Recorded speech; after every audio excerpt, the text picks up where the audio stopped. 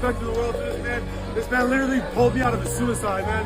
I was gonna kill myself after that first fight. This man works every single day on his podcast. Told me to fight through that shit, man. I don't care what anybody says about this guy. He's a fucking legend. Legend. Respect, brother. Thank you so much. All right. Listen up, Duality 7Xers. Listen up. Nobody, and I mean nobody, expected this outcome.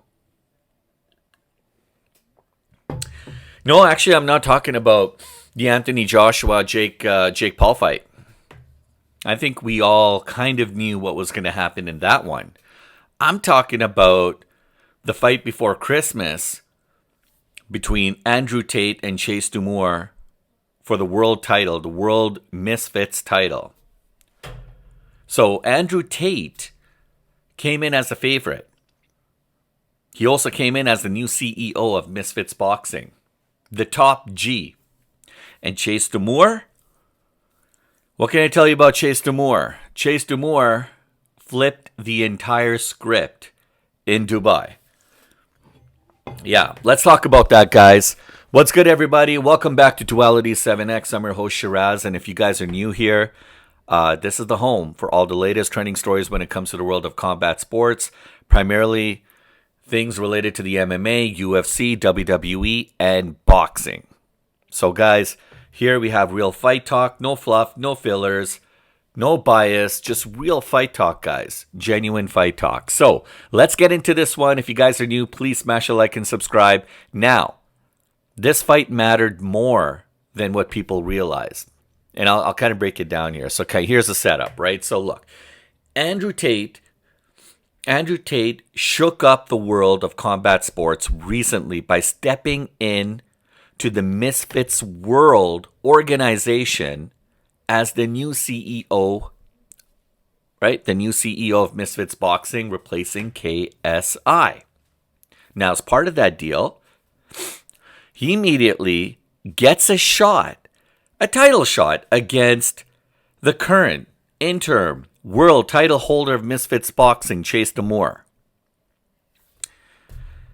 It's an odd deal because usually people coming into the role of CEO, usually their primary focus is about running the organization from top bottom, to make sure that everything is running efficiently like a well-oiled machine. The last thing you want to do is to immerse yourself in the actual talent pool and be fighting for the title that should technically be allocated to current fighters. Fighters do their part in the organization. They fight. CEOs, administration, operations, they do their part, running the business. So let's be real here for a second, guys. Tate's name alone made the fight absolutely massive. Love him or hate him, I mean, he definitely moves attention like nobody's business. But there's one big issue. And I think you guys know what I'm going to be referring to. And this was Andrew Tate's first professional boxing fight. He's not allowed to use his legs, okay? He's not allowed to hit behind the head. And, there's obviously rules associated with the sport, with the type of martial arts or, combat sports that you're going to be engaged in. This is a boxing fight, not an MMA fight, not a kickboxing fight that he's accustomed to, right? So that in itself started to pose some problems for Andrew Tate, and pretty quickly. And you saw that if you watched the fight. 6 rounds, big lights, no shortcuts, and no extended, elongated ring like Jake Paul had wanted for his fight against against Anthony Joshua, because clearly that didn't make a difference. Those kind of rings is like, the hunter thinks that he's going to be able to escape his prey, but the hunter becomes the hunted in that situation, regardless of how big you could have. You could have your ring the size of an entire football field. it's not going to escape the inevitable. But what happened yesterday between Andrew Tate and Chase DeMoor, guys, there was a lot of good fights. There were some fights that were absolutely questionable. I'm not going to talk about that right now. I'll save it for another. I'll save it for another video. But I will give. Look, I could say some stuff about the fight between Vargas and Dean the Great. I don't know what was going on with the judges there. There was some weirdness kind of going on there. That said, Tony Ferguson, kudos to him. He became the new champion. Here's a guy who's, tried, tested, and proven. He's done a lot, especially in the world of combat sports and MMA, UFC, and he's a former world champion. And really good to see that. He had some unsuccessful attempts, recently in his, new kind of career, post-fight career. But he pulled it off yesterday, guys. Hats off to him. But the fight but I think everybody was waiting for this fight between Andrew Tate and Chase DeMoor.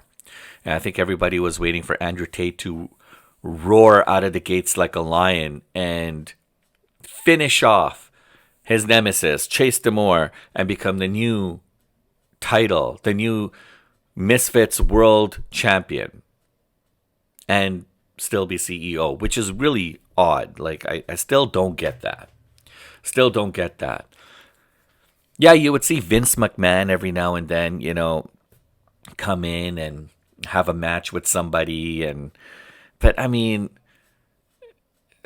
I don't know. I just don't like that to see people in the office trying to immerse themselves into a storyline where they could potentially become the world champion. No, immerse yourself into the storyline. I don't see anything wrong with that. Actually, I find that quite entertaining. But when you're trying to compete for the world title, like, throw up. But here's the thing. Andrew Tate's different, right? Because it's Andrew Tate. He's the alpha male. He's the guy that when you're down or you're not feeling good about yourself, you could listen to Andrew Tate and he'll pump the heck out of you. He'll make you feel good again. He'll make you feel like a man again. So anyways, yeah.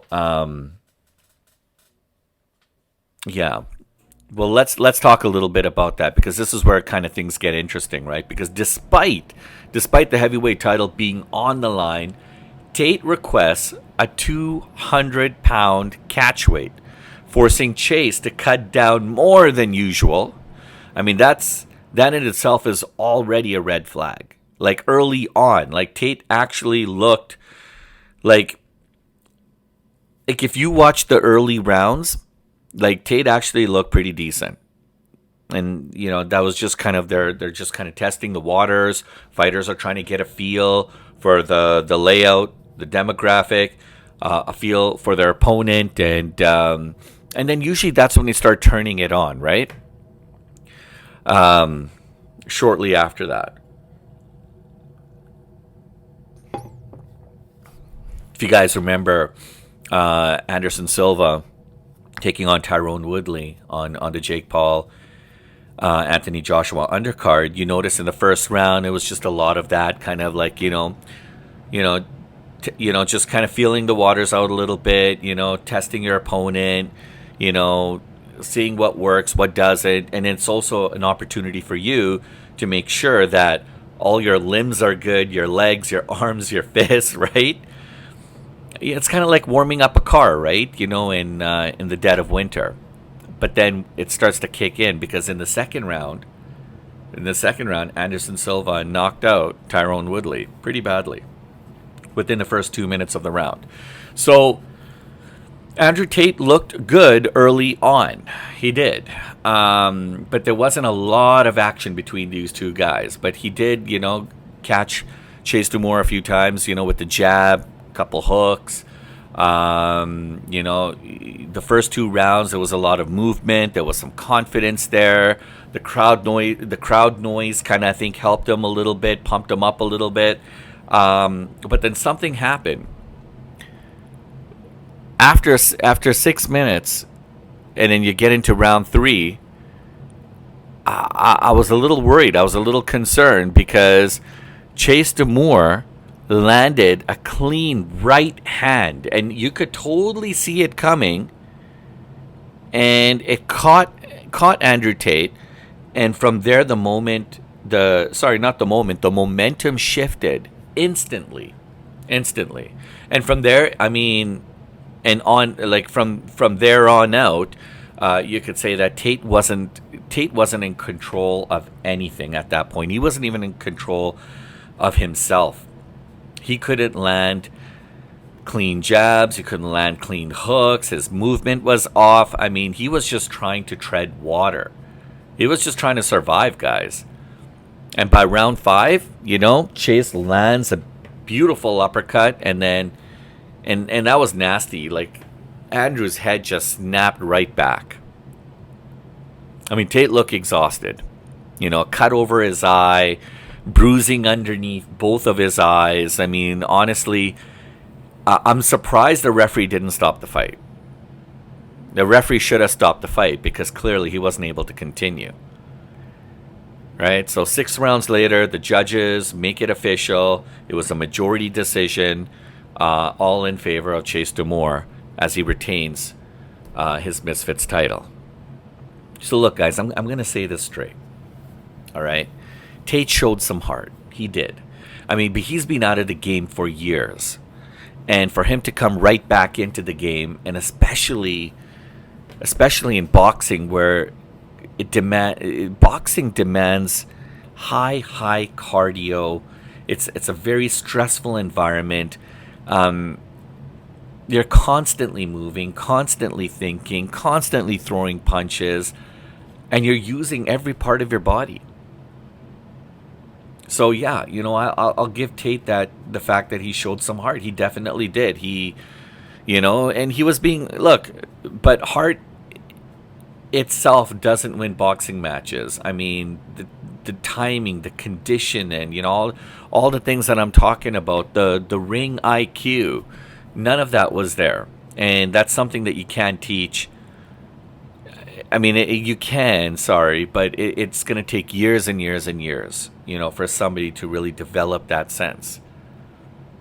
I truly feel that even the fight between Jake Paul and Anthony Joshua, although Jake looked like he was running around for most of the fight, but he did land a couple good, clean hits on Anthony Joshua. That's more than the average person could even dream of doing against an elite fighter like Anthony Joshua. And that's because Jake Paul has been training. He's taking his craft seriously. He wants to be a boxer, and so he tries to eat, breathe, sleep, live like a boxer, train like a boxer. But even then, there's still a lot of shortcomings in his game. But those are the things that he can tweak over time. But he's look, over the years, you've seen that progression in Jake Paul. He's gotten better and better and better. He improves over time. Andrew Tate just thought he could come in there and wreck house. It doesn't work that way. I mean, now the question's going to come down to is, does Chase DeMoor belong in that position? Well, Chase DeMoor is currently the Misfits world title holder. So unless somebody can prove otherwise, I mean, what if you put him up against, like, say, a Tony Ferguson, somebody who can box? What if you put him up against one of the Diaz brothers, former Golden Gloves? Would things change a little bit? I mean, look, Chase fought smart. Okay, he stayed composed. He didn't freak out. He didn't fold under the spotlight. He was trying to be calculated. I think there's a lot of. I personally, I think there's a lot of shortcomings in Chase DeMoor's ability too as a boxer, but he was able to weather the storm. And reality check, at the end of the day, he won. All right, he won. Now here's where it gets interesting. If Andrew Tate actually wants to commit to boxing, right, and he starts training, getting a real team together, a camp, real rounds, real opponents, not like fighting a YouTube or influencer every day, there's a possibility he could come back stronger. But at the same time, you also have to think, like, he's starting to get up there in age. And I think he himself also addressed that. And I think he's talking about how time is not on his side, and it's really hard to compete, especially against these younger fighters who just have nothing but stamina on them. They can literally run circles around you and make your head spin, right? So if for those of you who like Andrew Tate, go ahead.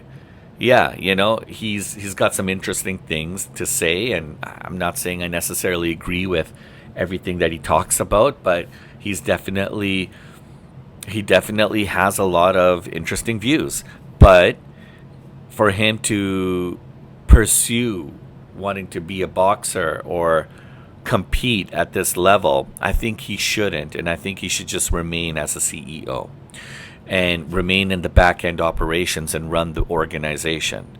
Now, I'm not sure what his qualifications are, what his skill sets are, but I think that's where his primary focus should be. Because if this was the main event, Andrew Tate and Chase DeMoor, if this was the main event, usually the main event fights are slated for the best fighters.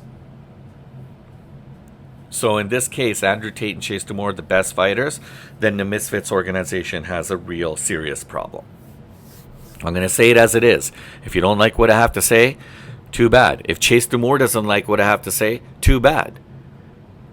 It is what it is. I think the Tony Ferguson fight should have been the main event. That should have been the main event. The ladies should have been the main event.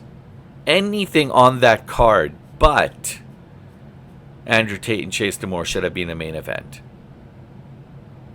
All right, so I don't know if this legitimizes Misfits Boxing, but I know of a few things that they could do to turn things around. I think they have a lot of potential, a lot of opportunity here.